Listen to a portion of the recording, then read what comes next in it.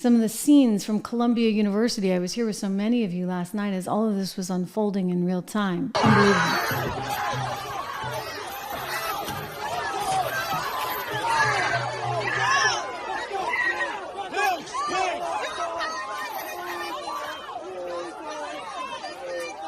Yeah, that's what we saw.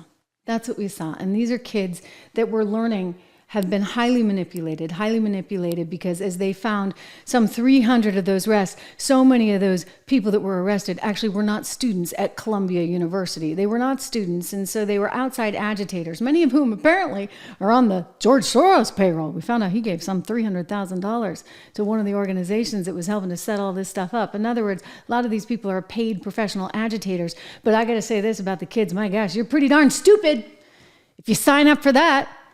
Because what did we see? Oh, we saw them getting arrested. Watch here.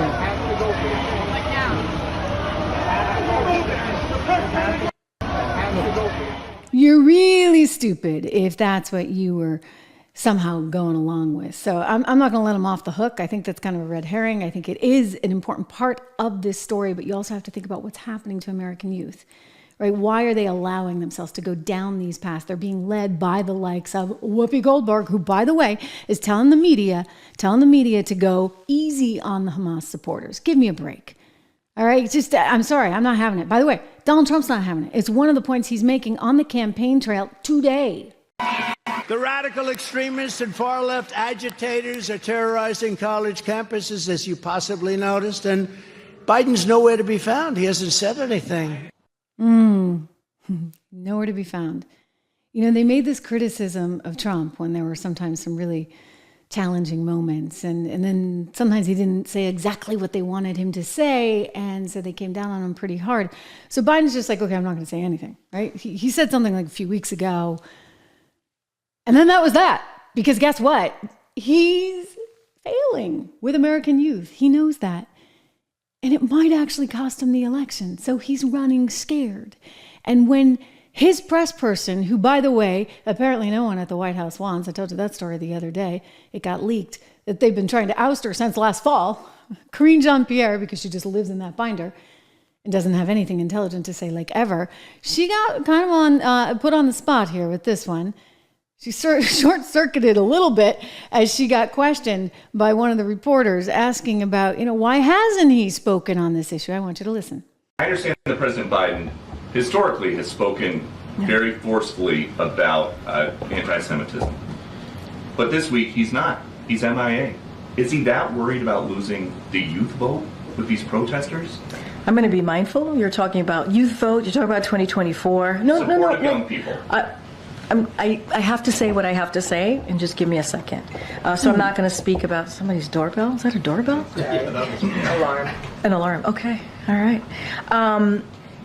And I'll speak more broadly. I can't speak to youth and support and voters. That's not something I can do from here. The president has taken a lot of policy actions here that he knows that young people care about. Yeah. Okay. What was that? What was that?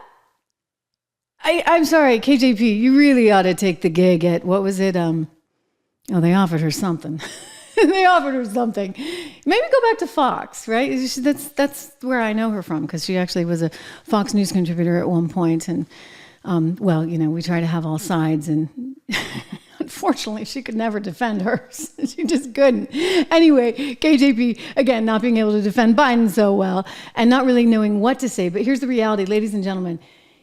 He's in bad shape. I mean, you don't have a president with the set of circumstances going on right now, walking into an election and winning in 2024. And this is what every poll is showing you. He's performing worse than like any president has in 70 years. I mean, nobody's had numbers quite like this. That's how bad he is. So yeah, I think there's a good chance, a very good chance that Donald Trump wins this thing, and this will be really quite something to see. But then we're going to have to deal with all the crazies freaking out when Donald Trump goes back in. I wonder what's going to happen. I really do. This is why it's so important. Lara Trump, what she's doing, she announced that she's got 100,000 poll workers all signed up. They're training poll workers. It's the first time in 40 years, actually, that they've had this kind of ability to be inside these poll places really sort of looking after everyone. So I think it's incredibly important. It's super important. I'm so excited that they're doing that because it's high time, right? It's high time that this happen. Listen, we need a lot of good stuff happening. I spoke yesterday with one of my friends from AFP. I want to give these guys a shout out because they really are doing so much to try to help us in terms of making sure that we have good policies. And in order to have good, strong policies, you know what, guys, you absolutely need the right kinds of people there in the White House, in the Senate, in Congress.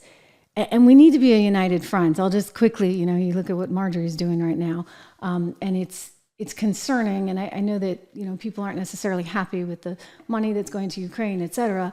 But I still worry. I still worry that if we're not united enough, right, and we're not united around the policies that are going to make us better, and we're not united enough around Donald Trump, then we're going to have all kinds of problems. They're going to come, believe me. I mean, Steve Bannon was talking about some of this, and, I know he's no fan of Johnson, but he's saying, you can't take any of this for granted right now.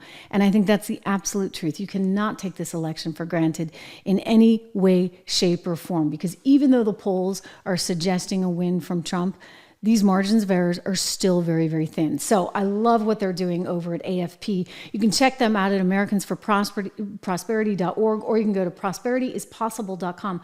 Prosperityspossible.com, because this is a team that knows what kinds of things actually work. This isn't rocket science. This is free market capitalism. Free market capitalism has lifted more people out of poverty and more countries out of poverty than anything else.